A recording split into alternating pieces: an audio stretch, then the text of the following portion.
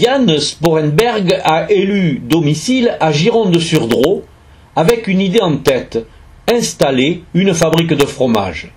Rien d'extraordinaire à part que Jan fabrique du gouda de vache, mais aussi de chèvre. Jan a fait preuve d'un certain culot. Son nouveau métier, il l'a appris dans un livre et ses premières productions ont été réalisées dans sa cuisine. La façon de produire le fromage, ça vient d'un livre, oui. Après, l'envie de faire du fromage, c'est autre chose. Mais le savoir-faire de le faire, j'ai appris en faisant quelques petits stages, mais surtout sur un livre. J'avais le temps de le faire. Si on n'a pas le temps, il ne faut pas faire comme ça. Parce que j'ai expérimenté pas mal avec 5 litres, 10 litres dans la cuisine, dans une casserole, à faire du fromage. Bon, après, si on maîtrise ça, si on fait en 5 litres ou on fait en 1000 litres, le principe reste pareil.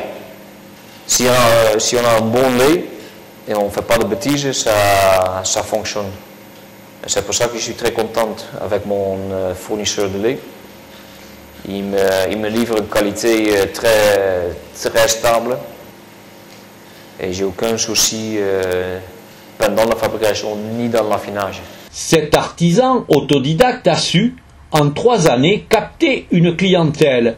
L'aide de Nadège Dayas, son unique fournisseur de lait, reine du yaourt, a accéléré son expansion. C'était une rencontre à Lazare. On était dans une réunion pour discuter la fourniture à la cantine scolaire de produits locaux. Et j'étais à côté d'une éleveuse laitière qui faisait des yaourts, qui était à la recherche de quelqu'un qui pourrait faire du fromage. Et moi, j'étais à la recherche de quelqu'un qui pourrait me livrer du lait de vache. Donc, 30 minutes plus tard, marché conclu et la semaine après, on a commencé. Aujourd'hui, il fournit des cantines scolaires, on retrouve ses produits sur les marchés et dans les supermarchés. Des consommateurs très fidèles qui ont été attirés par la variété de son fromage au lait cru. Ils viennent aussi acheter chez lui. Ça, c'est le gouda de vache aux orties. Donc, vert, grâce à l'ortie. Ça, c'est le piment d'Espelette, vache au piment d'Espelette. Ça, c'est un chèvre. Mélilo, c'est une plante qu'on trouve aussi dans la région, qui donne un goût de noix fraîche, de la noix fraîche. Il y a une petite boule de gouda de vache à la truffe, avec des truffes. Donc vous avez une durée d'affinage de combien là? Entre 3 semaines et 8 mois maintenant. J'ai du vache à 8 mois.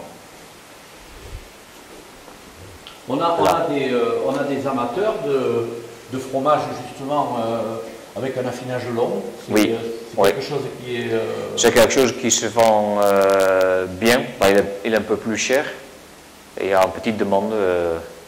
Bon, après, moi, j'ai pas la place pour stocker longtemps. Donc, j'ai fait affiner une petite quantité. Maintenant qu'ils savent que j'ai du vieux chèvre, donc ça a 5 mois, ils me prennent ça. Autrement, on peut prendre de plus jeune, donc 1 mois. Mais il y a, pour chaque goût, j'ai fait goûter. C'est le vache au piment d'Espelette.